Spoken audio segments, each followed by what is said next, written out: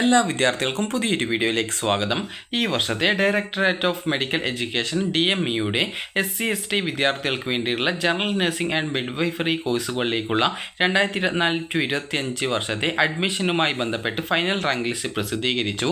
വിദ്യാർത്ഥികൾക്ക് ഈ ഒരു dme.kerala.gov.in/index.php/what's new എന്നുള്ള ലിങ്ക് വഴി നിങ്ങൾക്ക് ഈ ഒരു പേജിലേക്ക് പ്രവേശിക്കാവുന്നതാണ്.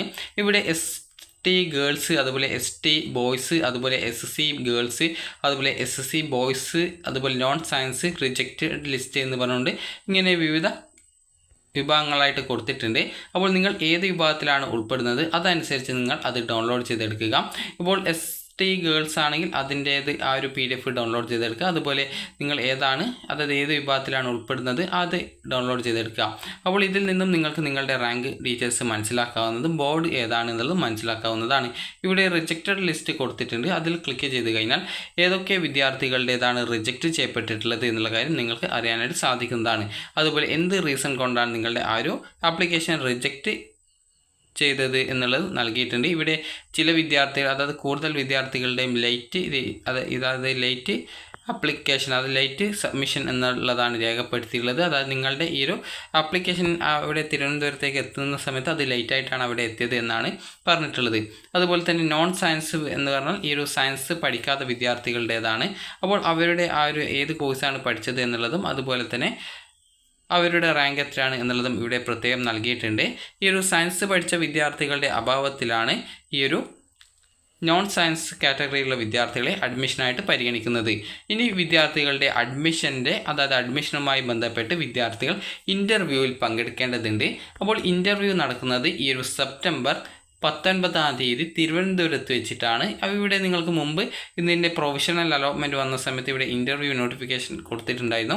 അപ്പോൾ അത് നിങ്ങൾ ജസ്റ്റ് ഒന്ന് ഡൗൺലോഡ് ചെയ്തെടുക്കുക. അപ്പോൾ ഇതിൽ പറഞ്ഞ പ്രകാരം വിദ്യാർത്ഥികൾക്ക് നിങ്ങളുടെ ഈ ഒരു കൗൺസിലിംഗ് നടക്കുന്നത്, അതായത് കൗൺസിലിംഗ് അല്ല, ഇൻ്റർവ്യൂ നടക്കുന്നത് തിരുവനന്തപുരത്ത് വെച്ചിട്ടാണ്. അപ്പോൾ തിരുവനന്തപുരത്ത് അതായത് സീറ്റ് ഏതൊക്കെ കോളേജിലാണുള്ളത്, എത്ര വീതം സീറ്റാണ് റിസർവ് ചെയ്ത് വെച്ചിട്ടുള്ളത് എന്നുള്ളത് ഇവിടെ പ്രത്യേകം സൂചിപ്പിച്ചിട്ടുണ്ട്. തിരുവനന്തപുരത്തെ നഴ്സിംഗ് JNM സ്കൂളിൽ SC ഗേൾസ് വിദ്യാർത്ഥികൾക്ക് 24, SC ബോയ്സ് വിദ്യാർത്ഥികൾക്ക് 6 സീറ്റാണ് റിസർവ് ചെയ്ത് വെച്ചിട്ടുള്ളത്. അതുപോലെ തന്നെ കോട്ടയത്താണെങ്കിൽ ST ഗേൾസിന് 24, ST ബോയ്സിന് 6 സീറ്റ്. അതുപോലെ കോഴിക്കോട് ആണെങ്കിൽ SC ഗേൾസിന് 24, SC ബോയ്സിന് 6 സീറ്റ്. ആകെ 90 സീറ്റാണ് ടോട്ടലായിട്ട് ഉള്ളത്. അപ്പോൾ പ്രവേശനത്തിന് അർഹരായിട്ടുള്ള വിദ്യാർത്ഥികളുടെ ഇപ്പോൾ മെയിൻ റാങ്ക് ലിസ്റ്റ് വന്നിട്ടുണ്ട്. അത് നിങ്ങൾ പരിശോധിക്കേണ്ടതാണ്. ഇനി വിദ്യാർത്ഥികൾ ഈ ഒരു ഇൻ്റർവ്യൂവിൽ പങ്കെടുക്കേണ്ട സമയവും സ്ഥലവും ഇനി നോക്കാം. അപ്പോൾ വിദ്യാർത്ഥികൾക്ക് 19-ാം തീയതി, അതായത് സെപ്റ്റംബർ 19-ാം തീയതിയാണ് ഈ ഒരു കൗൺസിലിംഗ് നടക്കുന്നത്, അതായത് ഇൻ്റർവ്യൂ നടക്കുന്നത്. നിങ്ങൾ ഈ ഒരു സെപ്റ്റംബർ 19-ാം തീയതി രാവിലെ 10:30 മുതൽ 11:30 ഇടയിലായിട്ട്, അതായത് നേരത്തെ തന്നെ പോയിട്ട് റാങ്ക് ലിസ്റ്റിൽ ഉൾപ്പെട്ട എല്ലാ പട്ടികവർഗ വിദ്യാർത്ഥികളും, അതായത് ST ഗേൾസും അതുപോലെ ST ബോയ്സും ഈ ഒരു ഇൻ്റർവ്യൂവിൽ പങ്കെടുക്കണം. അതുപോലെ 11:30 മുതൽ ഈ ഒരു റാങ്ക് ലിസ്റ്റിൽ ഉൾപ്പെട്ട റാങ്ക് 1 മുതൽ 60 വരെയുള്ള പട്ടികജാതി വിഭാഗം പെൺകുട്ടികൾ, അതിനുശേഷം റാങ്ക് ലിസ്റ്റിൽ ഉൾപ്പെട്ട റാങ്ക് 1 മുതൽ 20 വരെയുള്ള പട്ടികജാതി വിഭാഗം ആൺകുട്ടികൾ ആണ് ആ ഒരു സമയം പങ്കെടുക്കേണ്ടത്. അതുപോലെ മെഡിക്കൽ വിദ്യാഭ്യാസ കാര്യാലയം, മെഡിക്കൽ കോളേജ് PO, തിരുവനന്തപുരം 695-011 ഈ ഒരു വിലാസത്തിലാണ് വിദ്യാർത്ഥികൾ, അതായത് ഈ ഒരു ഇൻ്റർവ്യൂവിൽ പങ്കെടുക്കേണ്ടത്. അപ്പോൾ നിങ്ങൾക്ക് നിങ്ങൾക്ക് ഏത് വിഭാഗത്തിലാണ് നിങ്ങൾ ഉൾപ്പെടുന്നത് അതിനനുസരിച്ച് നിങ്ങൾ ഈ ഒരു അലോട്ട്മെൻറ്റിൽ പങ്കെടുക്കാനായിട്ട് ശ്രദ്ധിക്കുക. അതുപോലെ ഇൻ്റർവ്യൂവിന് പ്രോസ്പെക്ടസിൽ പറഞ്ഞിരിക്കുന്ന ഒറിജിനൽ സർട്ടിഫിക്കറ്റുകൾ, അതുപോലെ തന്നെ SSLC അല്ലെങ്കിൽ +2 തത്തുല്യം, അതുപോലെ തന്നെ കമ്മ്യൂണിറ്റി സർട്ടിഫിക്കറ്റ്, TC, അതുപോലെ തന്നെ NOC ആവശ്യമുള്ളവർക്ക് NOC സർട്ടിഫിക്കറ്റ്, അതുപോലെ തന്നെ NOC എല്ലാവർക്കും വേണ്ട വരില്ല, TC മതിയാകും. TC കിട്ടാത്ത വിദ്യാർത്ഥികൾക്ക് ഈ ഒരു കോളേജിൽ നിന്നും NOC സർട്ടിഫിക്കറ്റ് വാങ്ങിച്ച് പങ്കെടുക്കാവുന്നതാണ്. അതുപോലെ നേറ്റിവിറ്റി സർട്ടിഫിക്കറ്റ് ബാധകമാണെങ്കിൽ, അത് നിങ്ങളുടെ ഈ ഒരു SSLC സർട്ടിഫിക്കറ്റിൽ നിങ്ങളുടെ ബർത്ത് പ്ലേസ്, അതായത് ജനിച്ച സ്ഥലം കേരളത്തിലുള്ളതാണ് എന്ന് രേഖപ്പെടുത്തിയിട്ടുണ്ട്, കേരളത്തിലൊരു സ്ഥലമാണ് രേഖപ്പെടുത്തിയതെങ്കിൽ നേറ്റിവിറ്റി സർട്ടിഫിക്കറ്റിൻ്റെ ആവശ്യമില്ല. അടുത്തത് സ്വഭാവ സർട്ടിഫിക്കറ്റ്, അടുത്തത് ഫിസിക്കൽ ഫിറ്റ്നസ് സർട്ടിഫിക്കറ്റ് എന്നിവ ഹാജരാക്കേണ്ടതാണ്. ആരോഗ്യപരമായ കാരണങ്ങളാൽ പ്രസ്തുത ഇൻ്റർവ്യൂ ദിവസം ഹാജരാവാൻ സാധിക്കാത്ത വിദ്യാർത്ഥികൾ പ്രോസ്പെക്ടസിൽ പറഞ്ഞിരിക്കുന്ന അനുമതി പത്രം വെബ്സൈറ്റിൽ ലഭ്യമാണ്. മെഡിക്കൽ സർട്ടിഫിക്കറ്റ് ഉൾപ്പെടെ പൂരിപ്പിച്ച് നിങ്ങൾ ആരെങ്കിലും ചുമതലപ്പെടുത്തി ഈ ഒരു അലോട്ട്മെൻറ്റ് ഇൻ്റർവ്യൂവിൽ പങ്കെടുക്കാൻ ചുമതലപ്പെടുത്തുന്ന വ്യക്തി മുഖേന അന്നേ ദിവസം ഒറിജിനൽ സർട്ടിഫിക്കറ്റുകൾ സഹിതം ഹാജരാകേണ്ടതാണ്. അല്ലാത്ത പക്ഷം പിന്നീട് പരിഗണിക്കുന്നതല്ല.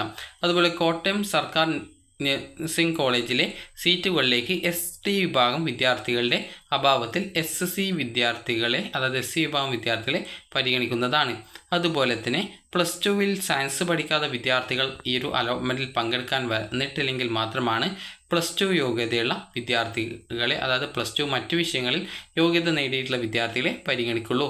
വിദ്യാർത്ഥികളോടൊപ്പം ഒരു രക്ഷകർത്താവ് മാത്രം ഹാജരായാൽ മതിയാകും, അതായത് ഇൻ്റർവ്യൂവിന് ഹാജരായാൽ മതി. മേൽപ്പറഞ്ഞ തീയതിയിൽ ഇൻ്റർവ്യൂവിന് പങ്കെടുക്കാത്ത വിദ്യാർത്ഥികൾക്ക് രണ്ടാം ഘട്ട അലോട്ട്മെൻറ്റിൽ പങ്കെടുക്കാൻ അർഹതയുണ്ടായിരിക്കില്ല.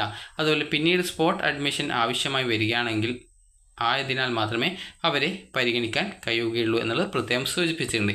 അപ്പോൾ നിങ്ങൾ ഇതനുസരിച്ച് നിങ്ങൾ ഈ ഒരു സെപ്റ്റംബർ 19-ാം തീയതി ഈ ഒരു തിരുവനന്തപുരത്തെ മെഡിക്കൽ വിദ്യാഭ്യാസ കാര്യാലയത്തിൽ നിങ്ങൾ പോയിട്ട് പങ്കെടുക്കുക. അപ്പോൾ ഇതാണ് സമയക്രമം. ഇതിന് ശേഷം പിന്നീട് സീറ്റ് വാക്കൻസി ഒക്കെ ഉണ്ടാവുകയാണെങ്കിൽ ഇനി രണ്ടാം ഘട്ട അലോട്ട്മെൻറ്റും കാര്യങ്ങളൊക്കെ ഉണ്ടായിരിക്കും. അപ്പോൾ വിദ്യാർത്ഥികൾക്ക് ഈ ഒരു വീഡിയോ ഉപകാരപ്രദമായിട്ടുണ്ടെന്ന് കരുതുന്നു. ഉപകാരപ്രദമായിട്ടുണ്ടെങ്കിൽ ലൈക്ക് ചെയ്യുക, ഷെയർ ചെയ്യുക. Thank you for watching.